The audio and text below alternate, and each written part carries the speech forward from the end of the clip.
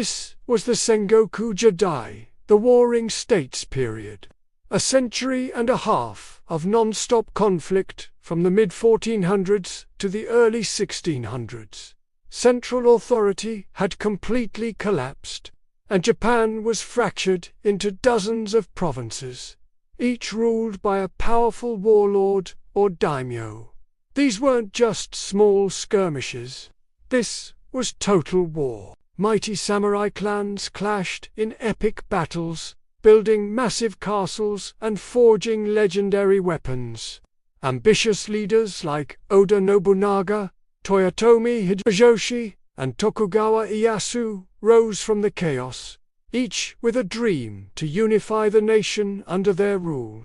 It was an era of betrayal, ambition, and incredible military strategy that would forever shape the destiny of Japan.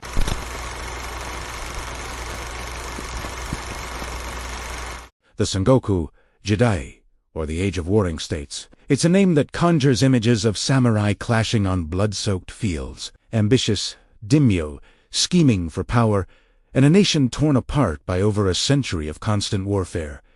But how did it all begin? What were the key battles that shaped this legendary era, and how did a fractured land finally find its way to unification? Today, we are rediving deep into the history books to explain every major battle and campaign of the Sengoku Jidai.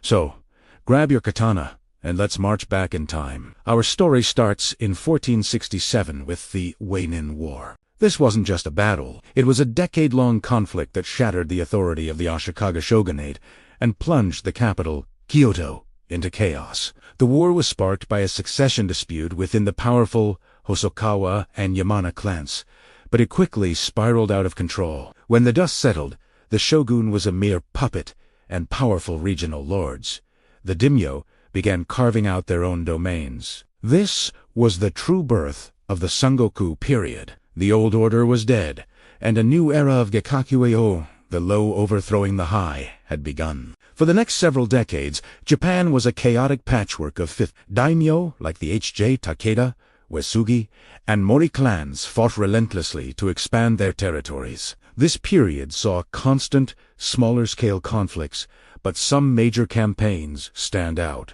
Tiache, Hota, clan masters of siege warfare, consolidated their power in the Kanto region after the Battle of Kawago in 1546. A legendary night attack where Ichidayu Jesu defeated a force 10 times his size. Meanwhile, in the central provinces, two of the most iconic rivals in Japanese history entered the scene: Takeda, the Tiger of Kai, and Uesugi, the Dragon of Ekigo.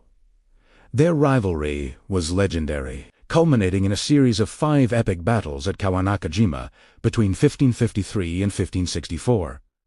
While these clashes were largely indecisive, they became the stuff of legend, showcasing the pinnacle of samurai tactics and personal valor. Shingen was a master of cavalry charges, while Kenshin was a brilliant, almost debut military strategist. Their struggle defined an entire generation of warfare, but while these established powers were locked in their struggles, a new force was rising from the province of Owari, a man who would change everything. His name was Oda Nobunaga. Initially considered a fool, Nobunaga proved to be a ruthless and innovative leader. His defining moment came in 1560 at the Battle of Oke. Faced with the massive invading army of Imagawa Yoshimoto, Nobunaga, with only a tiny fraction of the enemy's forces, launched a surprise attack during a thunderstorm. Yoshimoto was killed, and the Imagawa clan collapsed. In one swift, brilliant move, Oda Nobunaga announced his arrival on the national stage. Nobunaga's rise was meteoric. Izumoto Wastenka Fubu ruled the realm by military force. He marched on Kyoto in 1568, installing a new shogun he could control, and began his brutal campaign of unification. He was infamous for his ruthlessness, particularly the 1571 siege of Mount Hiei, where he slaughtered thousands of warrior monks who had opposed him. But he was also a visionary. He embraced Western firearms, the arquebus, and understood their potential better than anyone. This led to the pivotal Battle of Nagashino in 1575. The fearsome Takeda cavalry, now led by Takeda Katsuyori after Shingen's death, charged Nobunaga's lines. But Nobunaga had prepared. He built wooden palisades and stationed 3,000 ashigaru, or foot soldiers, armed with muskets. They fired in rotating volleys, a revolutionary tactic that completely annihilated the legendary Takeda cavalry. Nagasino was a turning point in Japanese warfare. It proved that firearms, in the hands of disciplined infantry, could defeat the most powerful samurai cavalry. The age of the sword was giving way to the age of the gun. Nobunaga continued his conquest, crushing his enemies one by one. The fanatical Ikiki religious zealots were finally defeated after the decade-long siege of their fortress at Ise. The powerful Mori clan was being pushed back by one of Nobunaga's most talented generals, Toyotomi Hideyoshi. By 1582, nearly half of Japan was under Nobunaga's control. He was on the verge of total victory.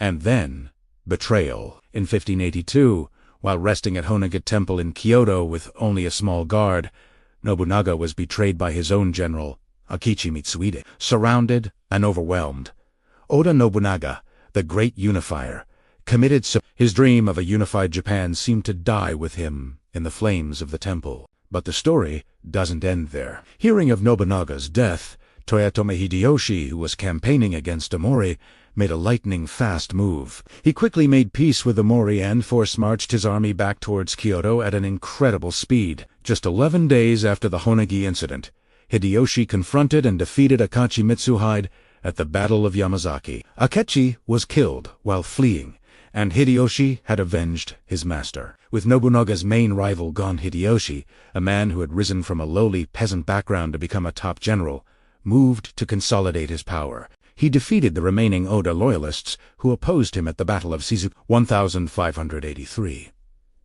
He then turned his attention to Nobunaga's greatest remaining rival, Tokugawa Ieyasu. The two titans clashed in the Kamakinaga-Kute campaign of 1584. While the battles were militarily inconclusive, with Ieyasu winning the tactical victories, Hideyoshi won the political war. He managed to secure Ieyasu's submission through a clever mix of threats and diplomacy. With Ieyasu as his vassal, no one could stand in Hideyoshi's way. He launched massive campaigns, bringing the remaining independent domains to heel. In 1585, he conquered the island of Shikoku. In 1587, he led a massive army to Kyushu and forced the submission of the powerful Shimazu clan. His final major campaign in Japan was the siege of Odawara in 1590. He brought an enormous army of over 200,000 men to besiege the supposedly impregnable castle of the Heisei clan. Faced with such overwhelming force, with the fall of Odawara Toyotomi, Hideyoshi had finally completed what Oda Nobunaga had started. Japan was unified. But Hideyoshi's ambition didn't stop at Japan's borders. In 1592, and again in 1597, he launched two massive, disastrous invasions of Korea, hoping to conquer Ming China. These campaigns, known as the Imjin Wars, drained Japan's resources and created deep divisions among his most loyal. The wars only ended with Hideyoshi's death in 1598. Hideyoshi's death created a massive power vacuum. He left a 5-year-old son as his heir, governed by a council of 5 powerful regents, but everyone knew the real conflict was between two of them, the loyal Ishida, who wanted to protect Hideyoshi's heir, and the patient, cunning Tokugawa Ieyasu, who saw his final chance to seize power for himself. Everything came to a head on October 21st, 1600. The battle that decided a century, the Battle of Saki. Ishida Mitsunari commanded the Western Army. Loyal to the Toyotomi clan, Tokugawa Ieyasu led the Eastern Army. It was the largest samurai battle in history. The fate of Japan hung in the balance. The battle raged for hours. But the tide turned when several of Mitsunari's supposed allies, who had made secret deals with Ieyasu, betrayed the Western Army. The Western Army collapsed.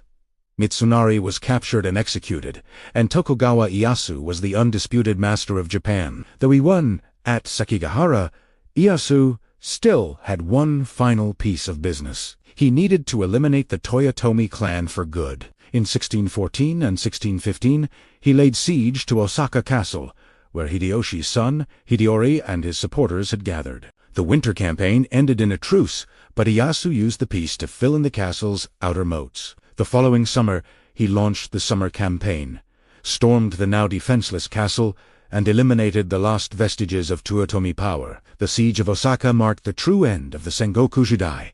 From the chaos of the War to the finality of the siege of Osaka, the Sengoku period was an era of unprecedented turmoil and transformation. It saw the rise and fall of legendary warriors, the evolution of warfare, and the painful, bloody birth of a unified nation. After the smoke cleared, Tokugawa Ieyasu established his shogunate, which would rule Japan for over 250 years of peace. The age of warring states was finally over. Thanks for joining us on this journey through one of the most fascinating periods in history. If you enjoyed this deep dive, be sure to hit that like button, subscribe, and ring the bell so you don't miss our next video. Let us know in the comments which battle you find most fascinating. Until next time.